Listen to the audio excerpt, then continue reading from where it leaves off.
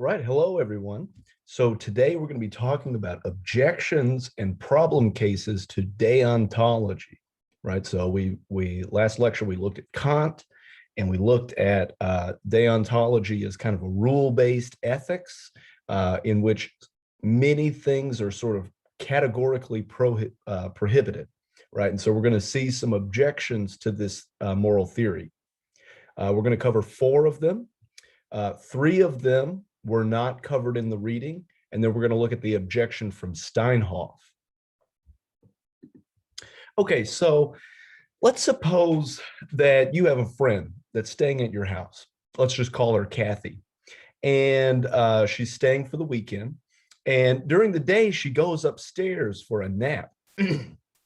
And while she's asleep, you hear a knock, knock, knock on the door, right? Knock, knock, knock, and you answer it, and a person, is at the door, and they say they pull out a big knife and they say, "Is Kathy here?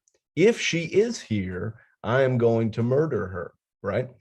Okay, so what do you do, right? Do you tell the truth, or do you lie to the murderer? And let's suppose that those are your only two options. You can either lie or you can tell the truth, right? So according to deontology and according to Kant, lying is always wrong because it always treats someone else as a mere means, right? And it also fails the formula of universal law.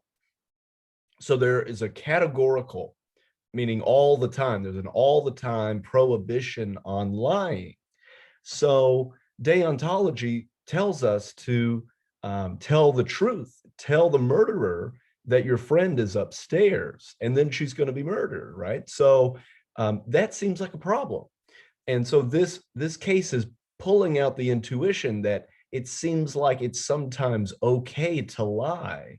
And the problem here is that deontology gives us the wrong answer.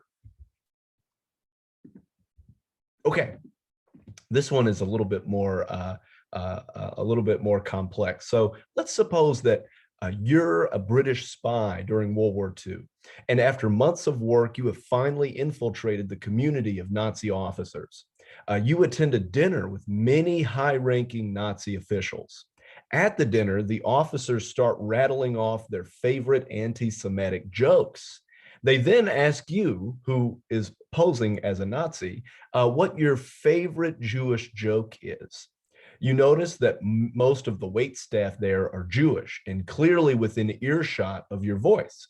You also know that if you refrain from answering, you run the risk of blowing your cover. So Kant says that we must treat everyone with respect and never merely as a means, right?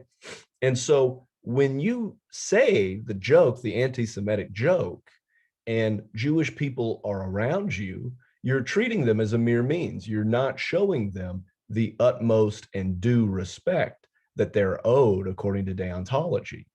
But at the same time, if you refrain from saying the joke, well, then you run the risk of a really bad outcome, which is you'll probably, you may blow your cover, in which case you'll be killed.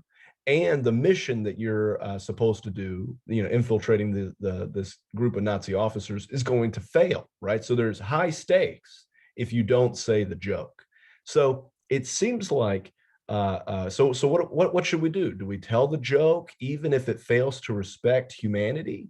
And even if it treats them as a mere means, right? So it seems like the thing to do in this situation is to tell the joke, even though it uses other people as a means. And if that's right, then deontology gives us the wrong verdict in this case, right? Deontology says, no, refrain from the joke, and then run the risk of blowing your cover. That seems like a problem for the theory. Okay, this is another very sort of wacky case, but this one has to do in particular with the formula of universal law, right? So recall the formula of universal law involves taking your maxim and universalizing it imagining a scenario where everybody follows your rule, right? Your maxim, and then like, what would that world look like? Okay, so suppose that you're an avid toy train collector, and every weekend you go to toy train conventions to buy new trains, and you adopt the maxim, I will buy all the toy trains that I can and sell none. Should you adopt this maxim? So one thing to note is that this maxim fails the formula of universal law. This is because if everybody bought into this maxim, right? If everybody was going to buy all of the toy trains that they could and sell none, well, then we would run out of toy trains very quickly, right? Nobody could buy or sell toy trains because everybody would be hoarding them. And so there's a kind of contradiction there, right? And so given the finitude, right? Given that there's only so many trains to go around, if everyone tried to collect all of the toy trains and sold none, there would be no more toy trains left.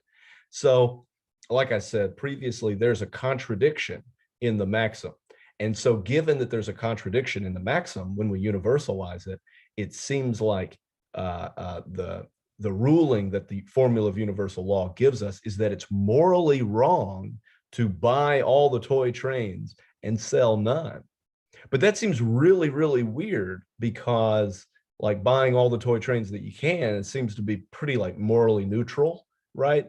And so this seems like the formula of universal law gives us the wrong verdict in for this maxim in particular, right? So we have to ask ourselves, is deontology, is the formula of universal law, are they giving us our correct moral assessments that sort of match our intuitions? Okay. And then finally, we have Steinhoff's objection, and it's kind of like the murderer at the door. Basically, deontologists are calling, or have been calling for a categorical prohibition on torture, right? And so torture seems to be something that is morally very egregious, right? But Steinhoff is pointing out that, look, there seem to be times where torturing somebody, even for just a little while,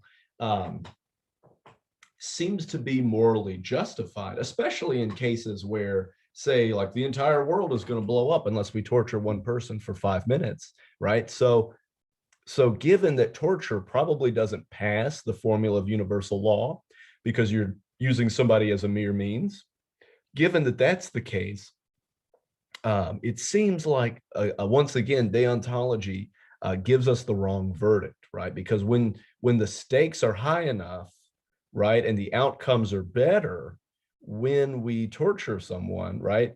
When the outcomes are really good, if we torture someone versus if we don't, it seems like it may be morally permissible to torture someone, right? So